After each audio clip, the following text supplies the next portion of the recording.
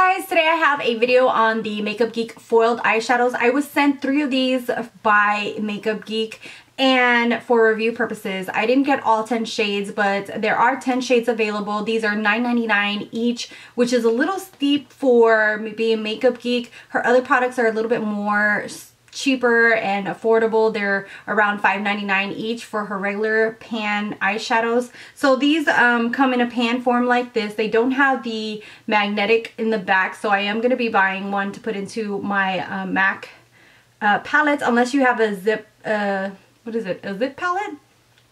I don't remember. One of those other palettes, if you have one of those, they already have a magnet on them, so then you just can pop them in. And she does sell those on her website. Like I said in the last video, her website doesn't have free shipping, so you do have to cost in shipping, and it's around $4 or $5. And like I said, each one of these is $9.99. She does have a bundle of all of the shades for a little bit of a cheaper price, where you get one of the shades for free, and then you're essentially buying all of them at basically at regular price, with one of them coming for free. So you can look into that if you want. Okay, so as far as the shades that I received, the first shade that I'm going to show you guys is Mesmerized. It's a very, very deep kind of taupey color, and it's absolutely gorgeous. That's the shade right there. And next up is Grandstand, which is my absolute favorite, and it's actually what I have on my eyelids today. It is just this gorgeous kind of just very, very metallic-y, beautiful shade. That's what it looks like right there. And then last is Flamethrower, and it is a very hot, like, copper shade, and another very, very stunning shade. So these eyeshadows really remind me of pressed pigments. That's what they feel like. That's what they go on like. They're very, very pigmented, and once you touch them with your finger, you're just super impressed by them. I do have to say, I don't recommend applying these with a brush. You're not going to get that kind of intensity when you apply these with a brush. I would definitely always use my finger, or maybe a flat synthetic brush, and kind of pack it on little by little. But the best bet that you're going to get is using your finger. Another thing about these eyeshadows is that they do crease, and I can't believe a lot of people haven't said this. I don't know if it's just me and my eyelids, because I am combo to oily, but I have had a lot of creasing with these eyeshadows. I've tried them with every single primer that I own, and I own quite a few primers. I'm gonna list all the ones that I tried here. I tried every single brand that I own: Urban Decay, Too Faced, Lorac. The one that I felt creased the least amount was the one that I have on my eyelid today, which is Grandstand, and it creased only the tiniest bit, and the best eye primer that I found for it was the Lorac primer. Every other primer that I had, I mean, it was just crazy the way it creased, and I haven't experienced creasing in my eyeshadows.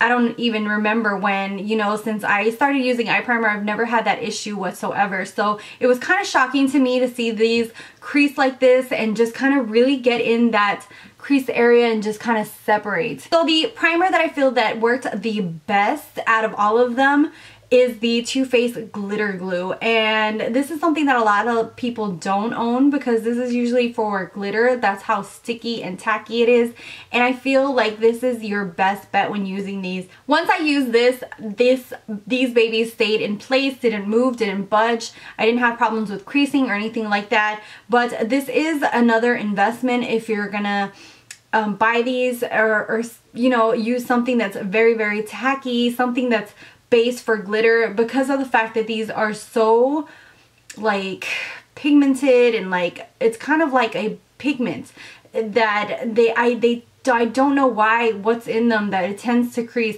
and I've never had this issue whatsoever, even with other pigments that I own, even with the L'Oreal Infallibles that I'll get to in a second.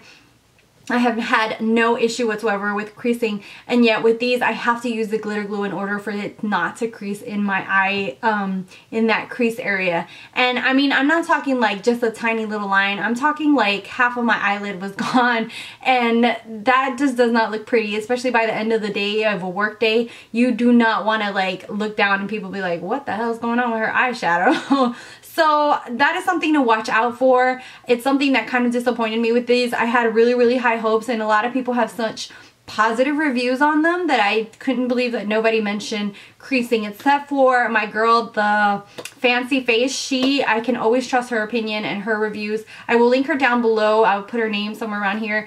I absolutely love her reviews. They're very in-depth, and she talked about this creasing problem, and I thought maybe, you know, she just had bad luck or something like that, but no, they do really crease, and it's sad to say because they seem like such an awesome product. So as I was mentioning, the L'Oreal Infallible line is very similar to these as far as pigmentation and the same kind of feel and metallic look. This is in the shade Amber Rush, and I'll show you guys right now what it looks like. As you can see, it's a very similar to the shade Grandstand, and I knew there was something similar about this shade that I liked it so much. So this is kind of what they look like side by side. They have a very similar feel. They have a very similar kind of shade. One's a tiny bit more darker than the other, but as you can see, they kind of have that same kind of metallic feel. These eyeshadows run for around $7 or $8, even $9, so they're more or less the same price point, even cheaper, because you wouldn't have to pay shipping with the L'Oreal ones. But I do have to say that the Makeup Geek ones have a ton of colors that are so much more beautiful than the L'Oreal Infallible ones. Out of the L'Oreal Infallible ones, I feel like there's 2 or 3 colors that are very beautiful, but none of them are as beautiful as, like, let's say Flamethrower or the purple shade that she has, Houdini. A lot of the shades that she has are like really out there, really beautiful shades, and you're not going to find those in the L'Oreal line. So if you're looking for certain shades, I would recommend Amber Rush, Bronze Taupe, and the Ice Latte. They're absolutely stunning, very gorgeous, and these seem to be very similar to the neutral shades that she has from her line. But if you really wanted a really standout shades like some of the ones that she has, I would definitely go for Flamethrower, Houdini, and there's a very beautiful purple shade as well. So I'd love to hear your opinion on this. Let me know how these have worn on you. Have you had creasing? Have you had any issues with them? What primer has worked for you? I'd love to know. That way I can kind of, you know, go off of that. Maybe that'll be helpful to me as well, or as to other people as well. So yeah, I'd love to hear you guys' opinion. Thank you guys so much for watching. I hope this was super helpful for you guys, and until next time, bye guys.